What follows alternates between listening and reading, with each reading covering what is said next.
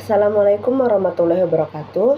Nama saya Eka Nuraminatul Zuriyah, kelas 2 EB 17, jurusan akuntansi.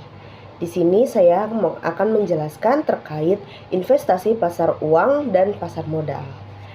Yang di sini adalah kita mencari tahu dulu apa sih pengertian pasar uang ini. Nah, pasar uang itu adalah pasar yang dimana surat-surat berharga jangka pendek diperdagangkan. Nah, pasar uang itu dan pasar falas adalah pasar antar bank yang tidak mempunyai lantai bursa dalam era modern saat ini. Transaksi yang terjadi di pasar uang itu umumnya dilakukan secara langsung melalui media telepon elektronik, data link atau OTC atau over the counter transaction. Nah, sebelum kita mencari tahu apa sih investasi itu, nah di sini kita harus tahu dulu nih investasi itu apa. Nah, investasi itu adalah penanaman modal dengan tujuan memperoleh keuntungan di masa depan. Ini berarti menempatkan dana ke dalam aset atau produk keuangan dengan harapan akan mendapatkan imbalan, hasil atau peningkatan nilai aset tersebut. Contohnya itu kayak saham, terus reksadana dan lain-lain. Nah, di sini tuh ada jenis-jenisnya nih yang tadi aku sebutkan. Jenis-jenis investasi ini ada yang namanya reksadana. Nah, reksadana itu memiliki investasi yang rendah resiko, cocok untuk para pemula. Nah, kebetulan aku juga menggunakan reksadana. Nah, nanti akan aku jelaskan. Nah, yang kedua itu ada yang namanya saham. Nah, saham ini adalah investasi dengan mengambil resiko lebih tinggi. Jadi, saham itu ada potensi di mana kita mengalami kerugian karena di sini memiliki resiko yang lebih tinggi daripada reksadana. Nah, yang kedua adalah yang namanya kripto. Nah, kripto ini tren yang menarik diperhatikan, tapi penuh resiko. Nah, jadi kripto ini sempat ramai di kalangan anak-anak remaja dan juga anak-anak muda kemarin-kemarin. Nah, yang kedua itu ada properti. Nah, properti itu investasi jangka panjang dengan potensi nilai yang stabil. Nah, contoh investasi properti itu kayak rumah, apartemen, tanah, villa, ruko, dan sebagainya. Nah, investasi digital, dengan kita di sini masuknya investasi digital. Kenapa digital? Karena lebih mudah melakukannya.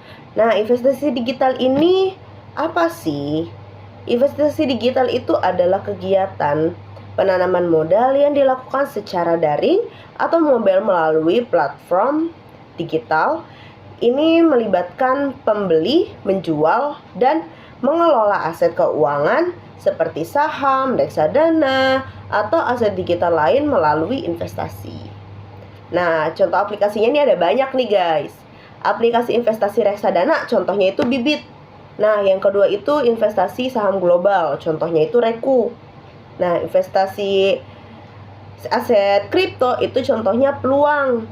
Nah, yang berikutnya itu yang emas digital, bisa Tokopedia, Shopee, atau Dana. Nah, kebetulan aku juga menggunakan investasi emas digital menggunakan Dana.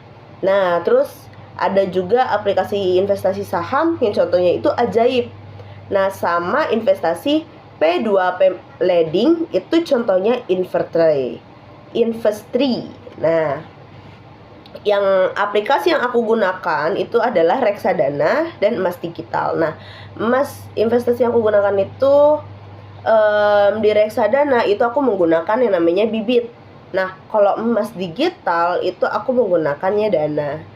Nah, sebelum itu kita harus tahu nih Bibit itu apa sih?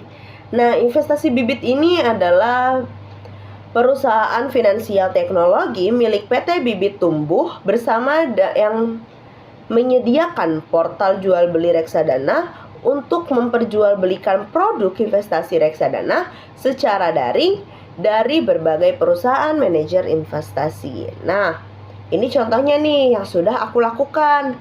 Nah, dari sini pemodalannya itu aku dari 50.000 sampai 100.000. Jadi minimum reksadana yang aku masukkan itu yang salah satunya itu ada pada dana tabungan.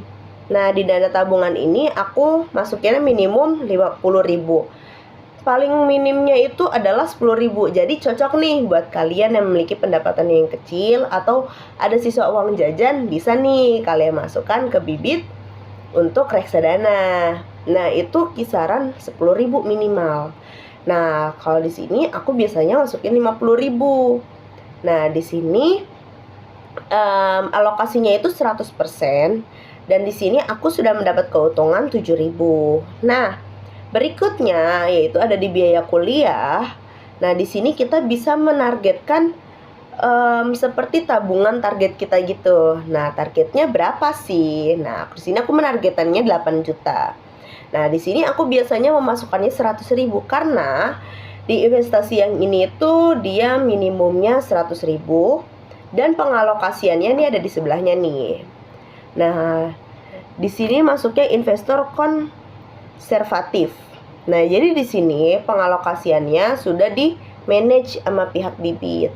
Jadi kayak di pasar uang itu 70%, terus di obligasi 20%, dan di saham 10%. Jadi semuanya itu sudah mencakup semuanya. Beda dengan dana tabungan. Kalau dana tabungan aku cuman masuknya ke pasar uang saja.